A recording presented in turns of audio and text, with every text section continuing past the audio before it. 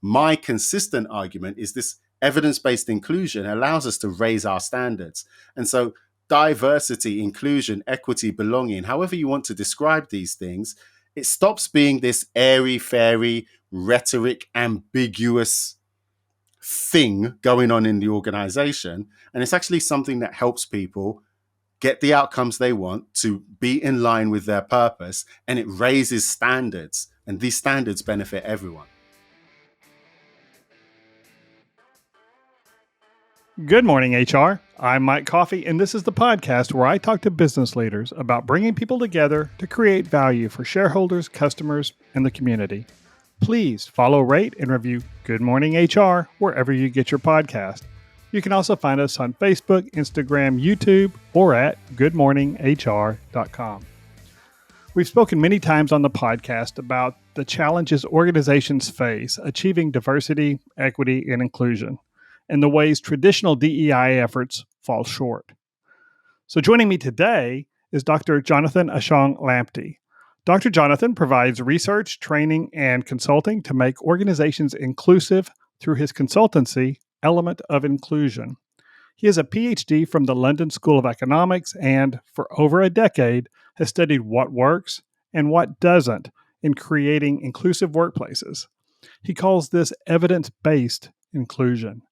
He is also the host of the Element of Inclusion podcast, a prolific writer, and a really interesting LinkedIn follow.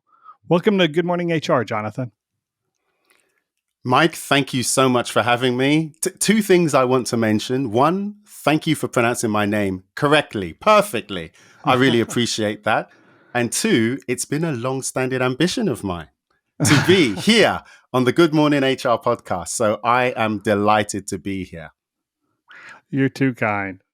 And but I appreciate you being here. We connected on LinkedIn some time ago, and you've definitely enriched my LinkedIn feed, and I've enjoyed a lot of the materials that you shared. So I really wanted to get you on here to share with our folks because, I mean, obviously, if anybody didn't notice, London School of Economics and that slight accent, you're not from Texas. And so you being on the podcast is a scheduling challenge for both of us, but I'm glad you're here and you made the time. We really appreciate it.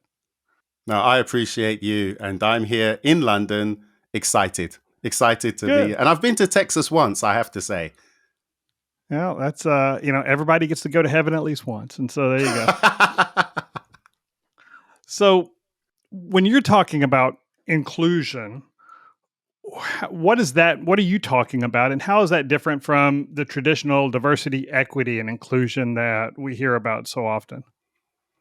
Mike, I think that's a great question because I don't know what, the people in your audience hear when people talk about diversity, inclusion, two of the most used and abused words in the workplace. So it may be useful if I talk about diversity first and then talk about inclusion, and then we can compare and contrast.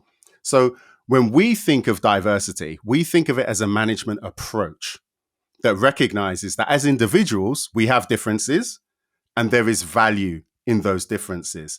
A lot of the research calls that the value in difference hypothesis or value in diversity hypothesis. So we're recognizing that we're different, and then that's a good thing. And there's opportunities that come with that. We can talk about that later. When we think of inclusion, we think of that as a systematic business strategy to ensure that everyone shares the same advantages and benefits. So the way we think of that is everyone can perform, everyone can belong, and everyone can reach their potential. So you'll notice I'm talking about diversity, I'm talking about inclusion, I'm not talking about equality, particularly at this moment in time. We tend to focus on the diversity and inclusion in a workplace context, but you'll notice that I use the word management and I use the word business as well. That gives a sense of the context that I mean when I talk about diversity and inclusion. And I think probably in the UK vernacular, what you're referencing is equality is what we would probably call equity in the US. Are those terms roughly the same in both business cultures? Well, I would say actually we're probably more aligned than you think. So when people think of equity, in my experience, it's useful to think of that in terms of organizational justice. is the organization fair? Okay. So a great example of that would be procedural justice. So imagine, Mike, you and I, we go for a job interview, and what is the process? What is the process for me for getting the role? What is the process of the interview? Are we treated equally and the same? There'll be a number of procedures, right? In terms of how I'm interviewed, the questions that I'm asked. If you and I are treated differently, we can argue that there's a lack of procedural justice. We could argue that that's unfair. So when people talk Sure. about equity, particularly in this business context, that's what they tend to mean. And that's the way I tend to address it. And to be really clear, when I think of inclusion, an inclusive organization is equitable in that sense. That makes sense. And I am totally on board with your definition of equity. I think a lot of times, and especially when DEI consultants get involved, equity morphs to something that's less about process and more about individuals recognizing uh, maybe their own faults or their own biases, and uh, which I think there's value in, but it goes beyond. It's almost becomes a cross to bear than something to say, okay, I recognize this in my own behavior, and here's what I'm going to do to put a process in place so that I avoid giving that bias room to operate. So I think that's my, when I hear equity, I always want to pin down exactly what we're talking about there. I think you've made an excellent point, Mike, which is what are the people talking about when they use these words? This is why I was so appreciative when you said, like, what do you mean when you say inclusion? So at least we've got a shared reference point. And if you disagree or if you don't understand, we can explore that. I think too often people use these words, they don't explain what they mean. And sometimes I think what you were alluding to earlier are the mic drop moments. So someone will say maybe a provocative or controversial statement. They won't explain it. They'll drop the mic, walk away. And you're thinking, well, I know what that word means normally. I don't know if that's what you meant. And also now I haven't learned anything. I also don't know how to respond. And if that comes with some naming and shaming, it can be quite dissatisfying. I think that's what's contributing to some of the challenges we're experiencing when it comes to diversity and inclusion in the workplace. And so just to recap, make sure I've got this right. Diversity, when you're talking about diversity, you're talking about the diversity of experiences and backgrounds that an organization welcomes in and sees value in having that diversity. And the inclusion is an environment where everyone, regardless of the diversity, has the ability to succeed and excel.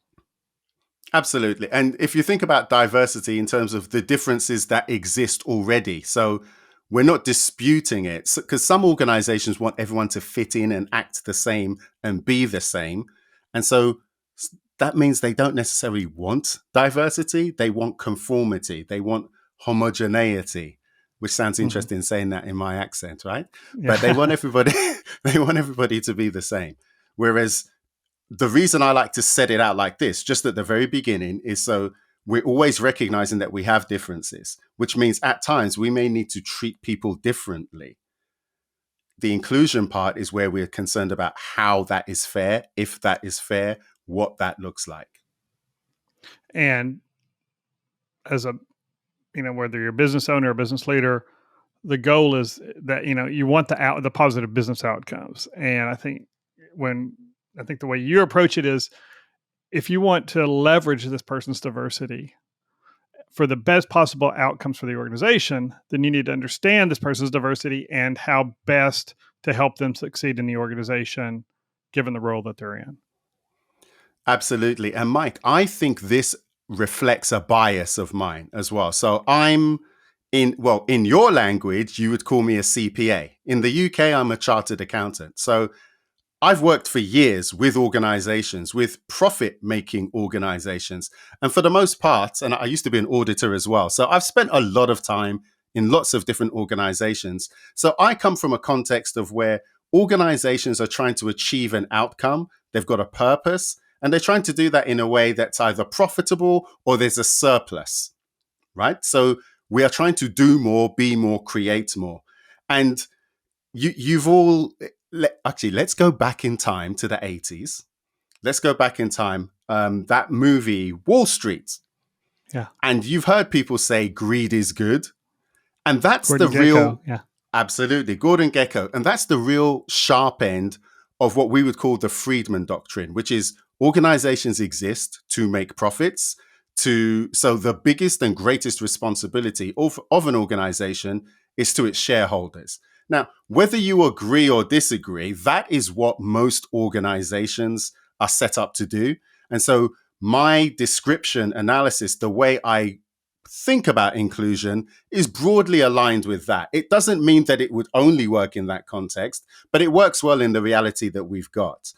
Sometimes when some of the people are using words like equity, sometimes I find that they're actually challenging the norm that we have now. So they're almost saying an organization doesn't or shouldn't exist just to make profit. It should exist to do other things. Maybe some people believe that organizations should exist in order to create justice or social justice in the world. And if you believe that, that would have a particular implication on the way that you thought about diversity, the way that you think about inclusion. I always invite people to make their own mind up. But once again, I use this clear language so that we can all find our own way and communicate effectively about what we mean, what we want, what we're trying to achieve. And I think it's interesting you say that. I am intrigued and agree with a lot of what I read in the conscious capitalism genre. I think, it's true that businesses have stakeholders beyond only their shareholders. I mean, we've got impacts on people. We've got impacts on our community. We've got impacts, certainly government regulations we're accountable to, all those other stakeholders. And I think you can serve all those stakeholders and still hit the organization's mission, whether if you're a for-profit business, creating, wealth for shareholders. I think that's possible. Or if you're a nonprofit, executing the mission of the organization, whatever it is. But, that's still got to happen along with all those other stakeholders. And I think you're right. Often some of the bigger social concerns and the desired social justice outcomes in some of these conversations become greater than the execution of the business's mission, whatever that is. And I think we're beginning to see more and more pushback to that after we really swung to to an extreme in that the last 3 or 4 years. I think we're seeing it. A lot of businesses, especially as finances get tighter, are re-examining some of that and saying, okay, we still want to do good, but at the same time, we've got to execute on our mission. So I think that's something. I think that ship is kind of righting itself. But when you talk a lot about evidence based. So how does where does the evidence come from, and how does that differ from a lot of the other programs or initiatives that companies put in place to achieve their inclusion goals?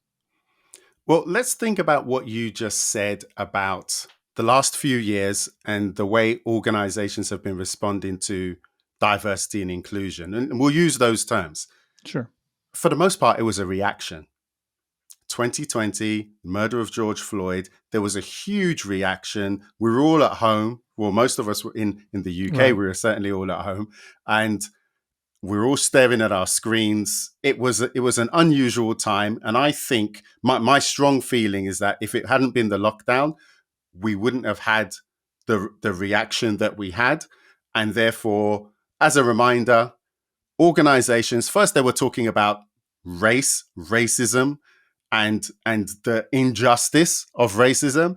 And then organizations felt that they had to say something. So this was my experience. Employees in organizations felt that their leaders should say something. Then they did. They started to make quite empty statements, frankly. They were saying things like racism is bad, racism is wrong. It's not enough to not be racist. You need to be anti-racist. But they don't Look know how much what I care. I made my Instagram square black, right? Yeah. Absolutely. The black square. But we don't know what anti-racism means. We haven't really got a good sense of what racism means. We're just reacting and saying these words.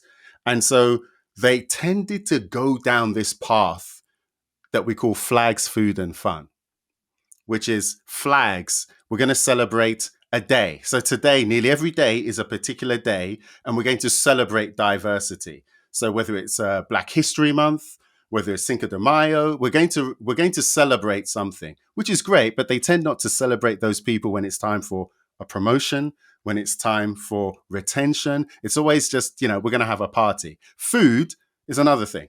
We're going to make sure that we've got food. It's always going to be a party and a celebration. And this is where you see pictures of people smiling on websites all of the time. And this was a mainstream narrative. This was a mainstream tactic. The problem is it didn't, as you said earlier, align with any missions for an organization. It didn't do anything. And so this is part of the context, Mike, that you've discussed, but there's no evidence that it works. And in fact, there's been billions spent on diversity and inclusion narratives, inclusion initiatives, and nothing has happened. So I take a very different approach. So when I say evidence-based inclusion, we think of that once again as a process. So it's a decision-making process to help nurture inclusion where you work. And we've already said what we broadly mean by inclusion. So what do we do with that? Well, you said, where do we get the evidence? I always say we need to get that from 4 key sources. One is the scientific literature. That is the research. What does the research say about the issue that you have? So suppose it's retention, suppose it's recruitment, suppose it's promotion. We don't know, but in this hypothetical example, we're going to look and see what the research says.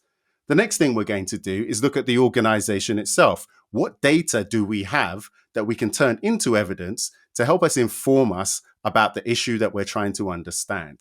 So if we're saying that we don't have enough Black senior leaders, what's the evidence to show that? What's the evidence to show that it's an issue? And is there anything to suggest that there are clues about how we can address that? The next thing is stakeholders, which is very convenient given the conversation that we had. Just we're talking about shareholders and broader stakeholders.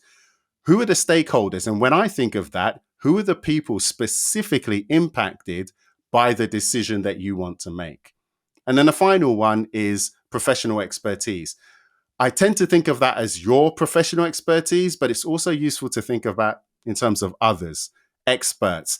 I read a lot of books because it allows me to tap into the expertise of others. So these are 4 key sources, Mike, that I recommend people try and gather insights from, gather evidence from in order to make better decisions.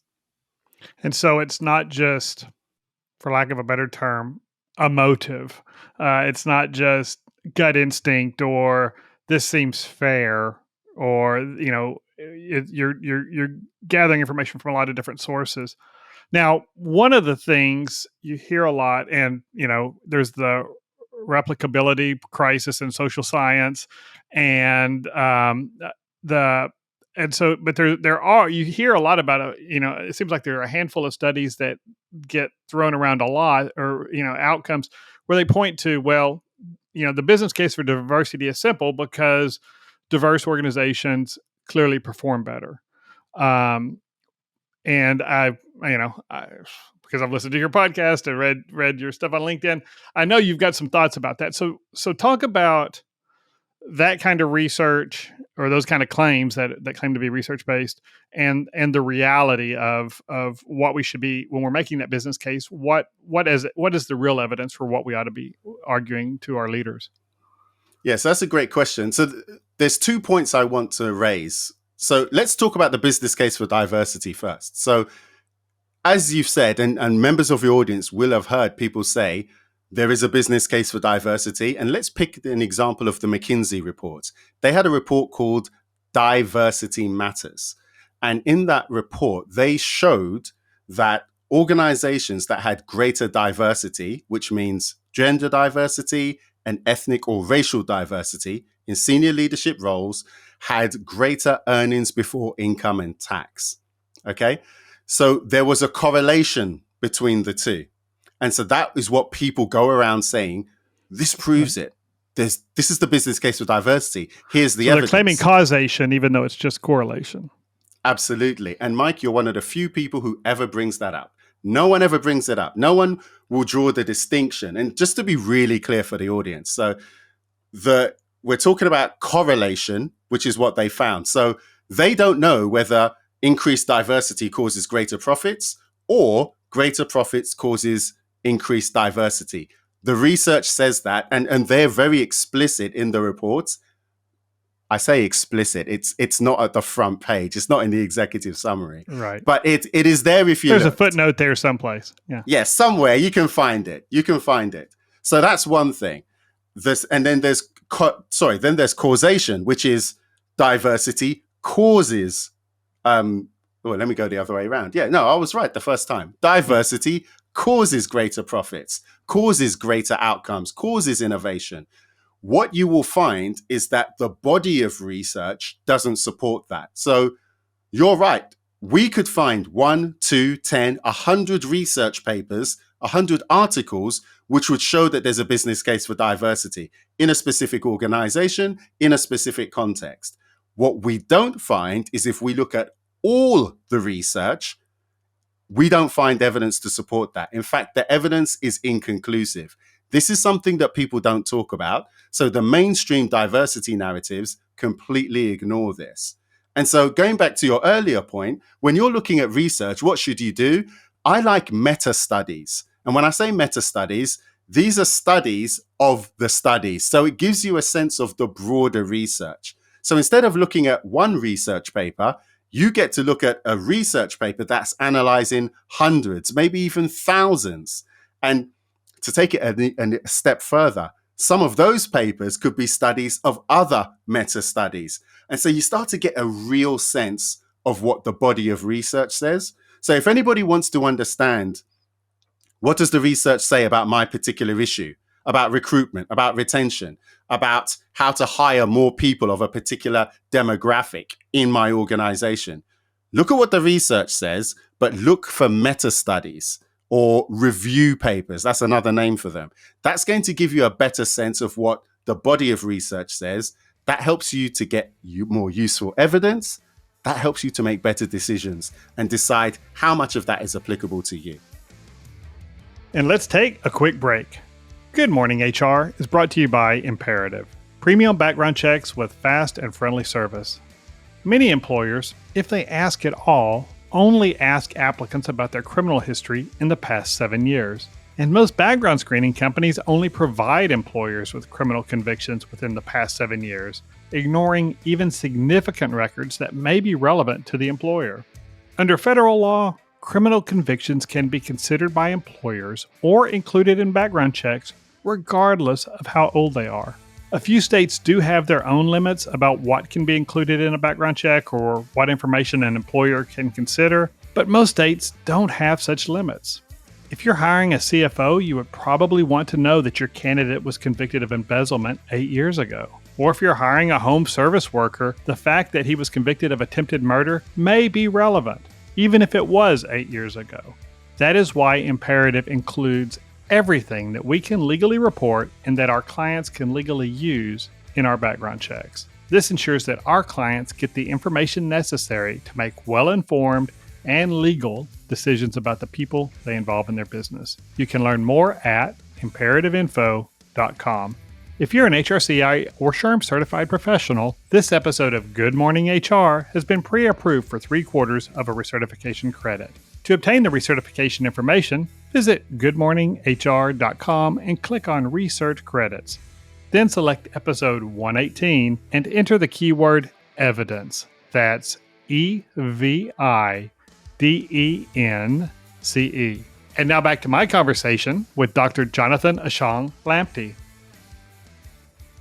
Because you've looked at these studies, is it possible that those organizations that have the correlation, that they're high performing organizations, they've got the better outcomes, and they are also happen to at least be more diverse? Could both of those two things be true simply because of the leadership and culture of those organizations, that they've got leadership that maybe has a natural appreciation for inclusion, and has a leadership culture that trains and coaches and builds up people, doesn't see employees as cogs in a machine.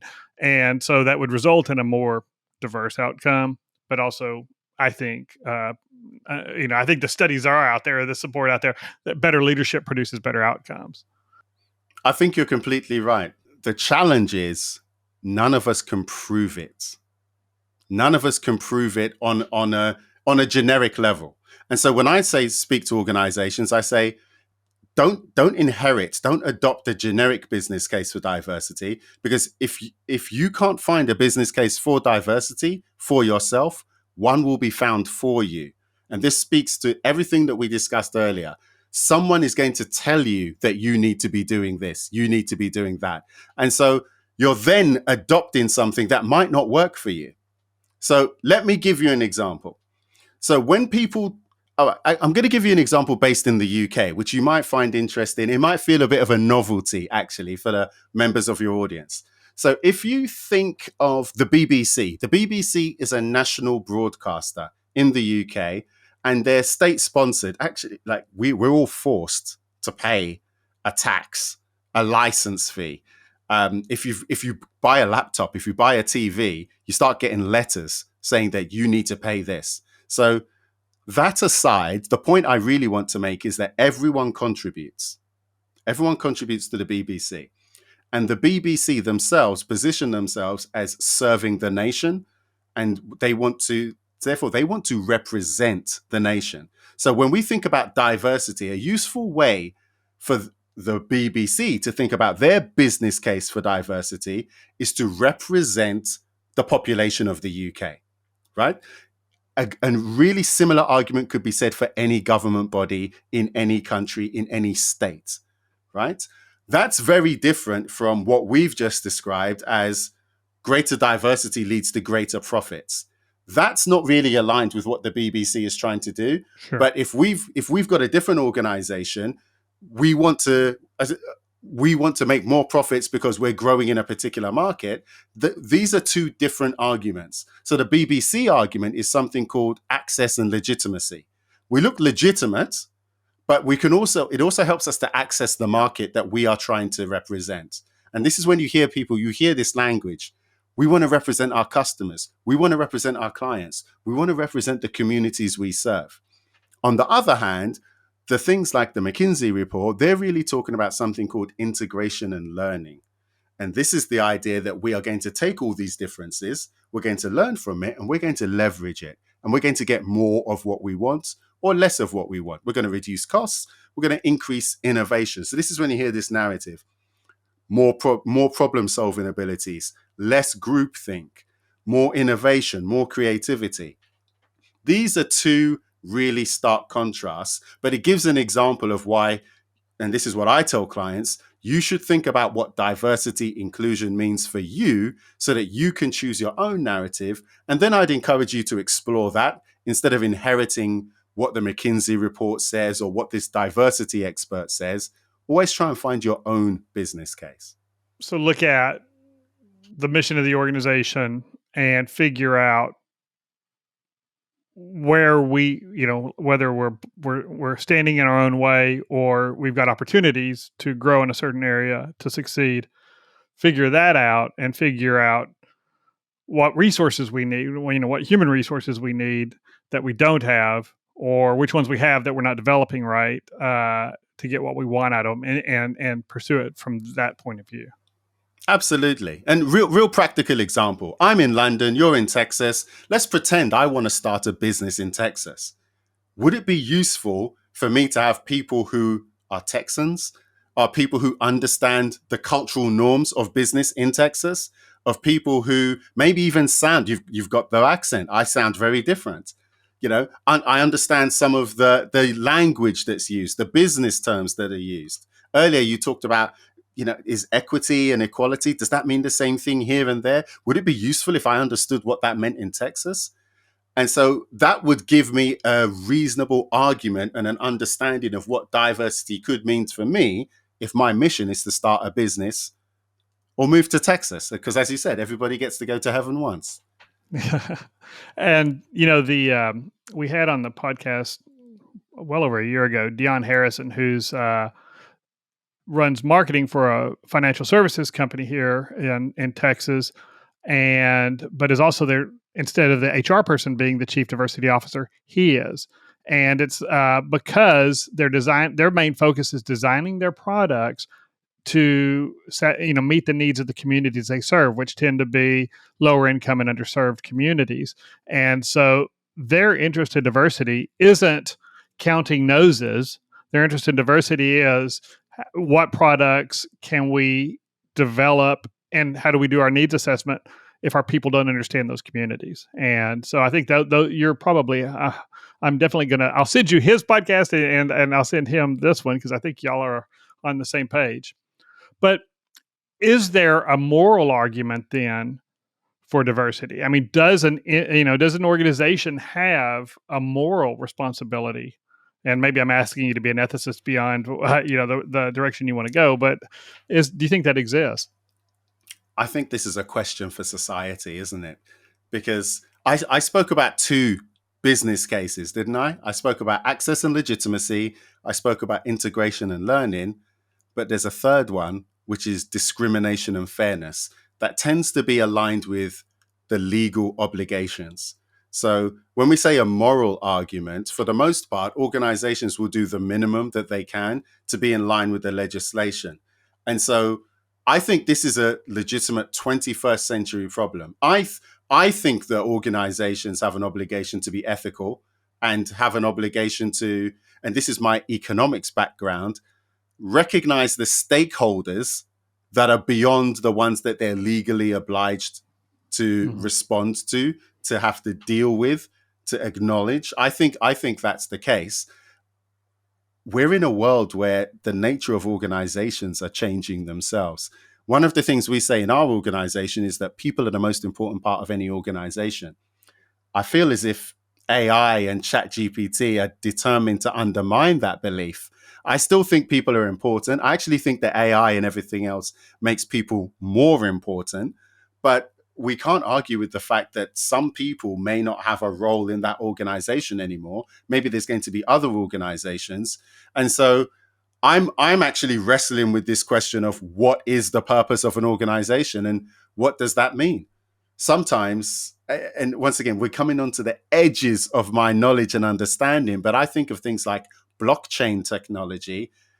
If we're in a world where we don't even need to have organizations existing indefinitely, some organizations would almost appear as projects. And once that thing is done and it's administered in a particular way, it disappears.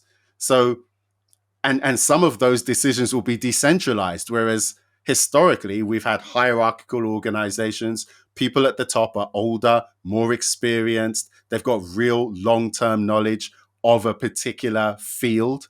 They've got that real know-how. And that's not always the case anymore. So I don't have a complete answer for that, but I definitely do think that organizations need to consider more than shareholders. They do need to consider stakeholders. And I think we're in a world where that can change very quickly. And in some cases, it's month to month. And you're an economist, and I play one on TV sometimes. But the idea that we do companies just in almost anything we do, there are externalities and there are costs to other stakeholders. And at a minimum, I think we have to pay attention to the impact of whatever we're doing, whether it's implementing, generative AI and that replaces, copywriters in our organization or something like that. Doesn't mean it's a wrong thing to do, but I think we need to do those things, whatever our business decisions are. We need to think about who is this going to impact, just from a good business, just to make the business case for whatever we want to do. What are the externalities and what are the impacts, and what will those mean down the line, long term, to the organization and to the greater community that we aspire to be a part of. So I think that makes, I think what you're saying is is that part at least is solid. Now, what is the role of the organization in remediating past injustices? And I think too much is put on employers. The expectations are too high sometimes of employers to correct things that came out of a failing education system. I mean, by the time somebody is 18, 19, 20 years old, there are certain skills that an employer can't afford to teach someone. But we're asking, and much like we ask police officers and teachers to cure social ills that they're not equipped to, that are outside of their ability to truly impact. And so I think that's where the moral argument gets really weak as far as what an employer's responsibilities are. That's me on a soapbox. If you've got something else to say there, I just No, kind I of love went off that. on a tangent. But yeah, I love that. And you're actually making me think perhaps we need new organizations to solve that market failure. So talking about you being an economist, you're talking about externalities. And for those who aren't as familiar about what an externality is, it's useful to think of that as an external cost that the organization isn't directly responsible for. So if you think of pollution, all of these issues, it's a huge challenge. But I think we can argue that there are some externalities that come from the way an organization conducts itself in who it hires, and what they do. And you've really made me think that if we're in this brave new world, and I think of Star Trek as that's my mission in terms of an inclusive society. What they've done, they've skipped over the hard work of yeah. having that. We've just arrived and everyone's treating each other fairly, but they're in a post-scarcity economy.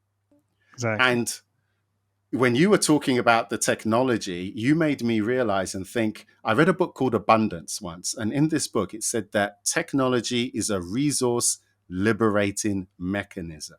Mm-hmm. So if you bought into that, it means that at any given point, and we are HR, right? Human resources. At some point, the human resources will be liberated to do what is actually, I think, one of the fundamental issues that we have. But we know that we can use the technology to do some of the tasks that the humans were doing. So I think we've got a whole new problem about, and let me rephrase that. We've got a whole new opportunity about what the purpose of an individual is. And this is why I like my whole Star Trek idea, because in that world, we're all working on something that's aligned with our values.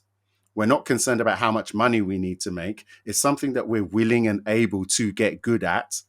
And maybe, Mike, we're moving towards a world where that becomes more realistic. And I'm kind of hoping that, but I think we've got some of the dirty work to do before we get there. What does the evidence tell us about how to achieve inclusion in an organization then? So what does that look like? I mean, we've kind of danced around it, but if I want to measure the level of inclusion and then adjust it, what does the evidence say about what really works? Well, what I would say is there are loads of measures for inclusion that are statistically valid that you can go out and check and use. Anyone can do them. In fact, what I find is most organizations don't. They just pull something together. Do you feel included? And all of these types of things. So that is something that organizations can do. What I found is, I'll flip it the other way around. I found that organizations have three big problems. And if you address these problems, you get to have an inclusive organization. And if you don't, you don't. And so the first one is what we call people. Organizations struggle to engage the people that they want to include. Now, typically, that's characterized as being people who are underrepresented, people who are marginalized, but it also means the people who are not from a minority group, who are part of a majority. The word privilege gets thrown around a lot as well. But there are people who have privilege. There are people who don't. In any given circumstance or context, we have or have not privilege in our lives.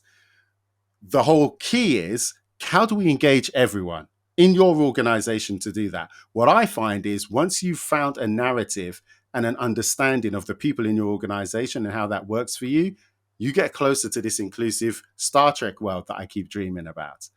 The next thing is an inclusive culture. We call that potential, creating a culture of inclusion where everyone can reach their potential.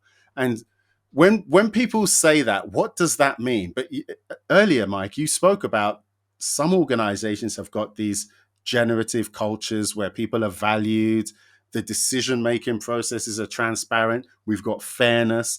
When people feel that they're in a culture where they can thrive, that is when you get closer to inclusion. So a couple of things that always come up. One is this idea of psychological safety, and that works really well in teams. And so think of psychological safety as an environment where people feel that they can learn, they can challenge, they can question without being humiliated, without being ostracized. They can ask questions and they can grow. And so if you've got psychological safety, that is typically indicative of an inclusive team or an inclusive organization. And there's a lot of research around this as well. I like the stuff from Dr. Timothy Clark. He's got a book called 4 Stages of Psychological Safety, which I think is really good and really useful. So I always recommend that.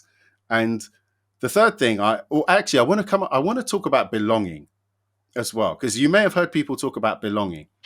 Yeah, that's the new one, DEI and B. Yeah, yeah. And so I want to go back to this idea of the data and the evidence. What does the research say? So this is what I've seen and observed with organizations. You've got these organizations who say they've made up a scale to measure inclusion, and they score really well. They get 80% scores and they say, we're inclusive. This is great. We've done it. But what typically happens is they'll speak to a few people and people will say, I don't think it's inclusive. I don't feel as if I belong. And so people, okay, what, you don't belong. So, but the scores tell us we're inclusive. So maybe it's belonging. So we've got an issue here.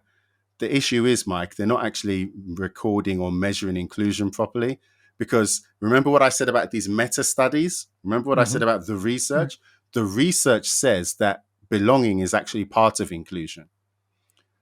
And when we say belonging, that's an ambiguous term, isn't it? Right. It's more useful to think of belonging in terms of acceptance, group acceptance.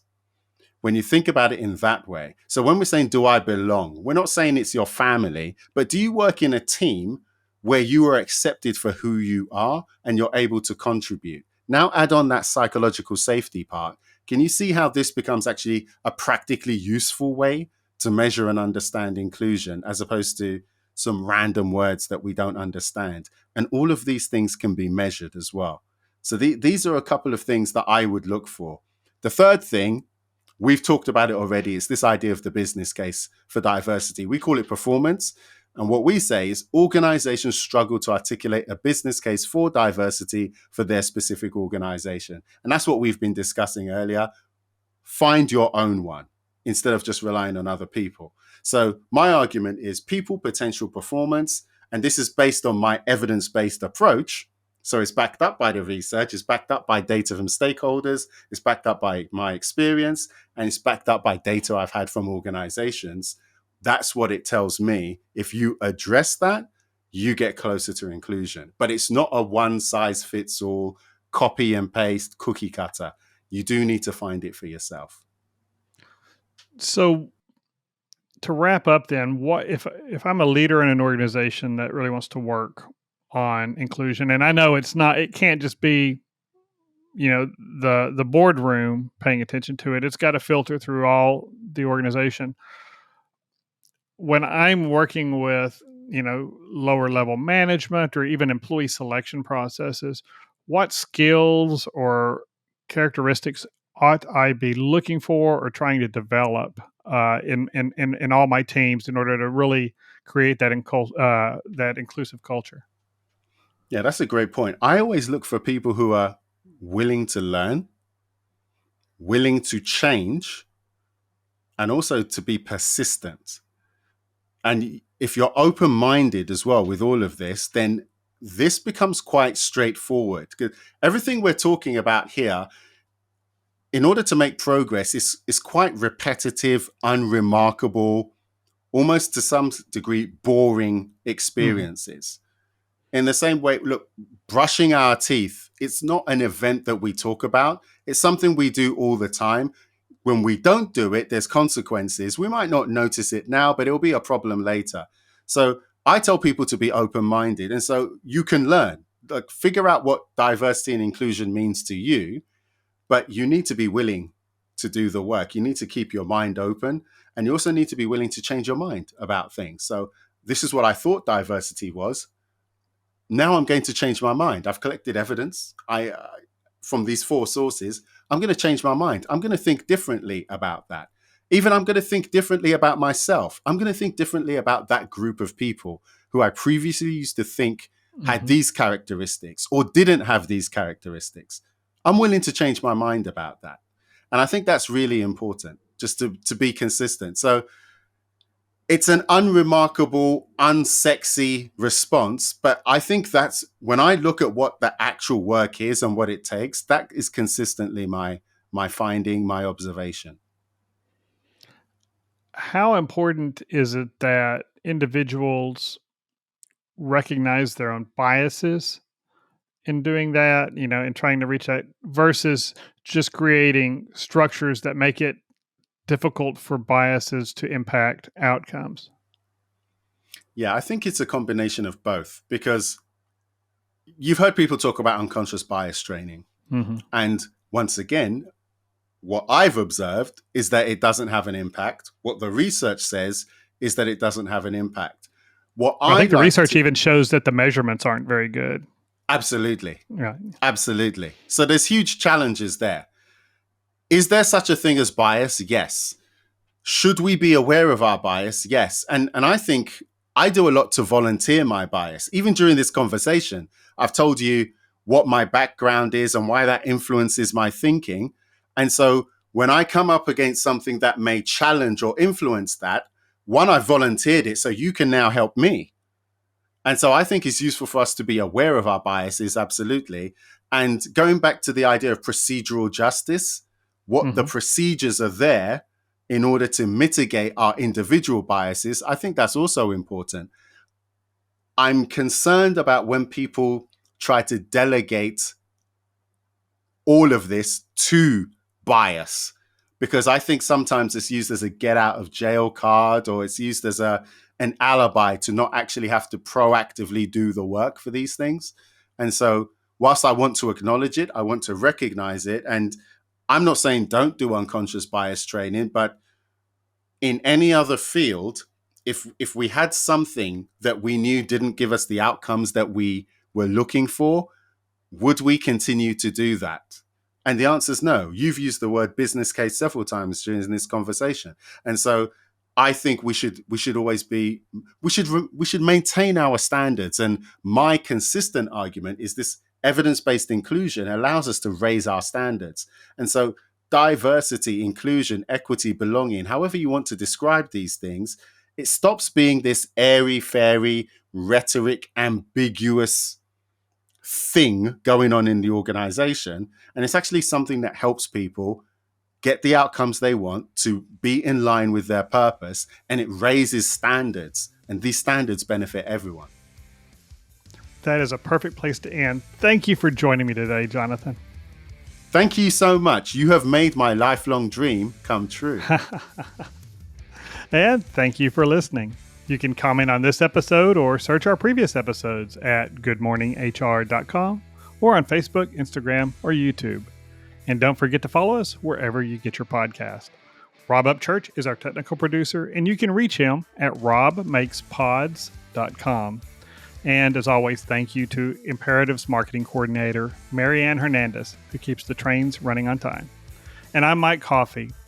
Don't hesitate to reach out if I can be of service to you personally or professionally. I'll see you next week, and until then, be well, do good, and keep your chin up.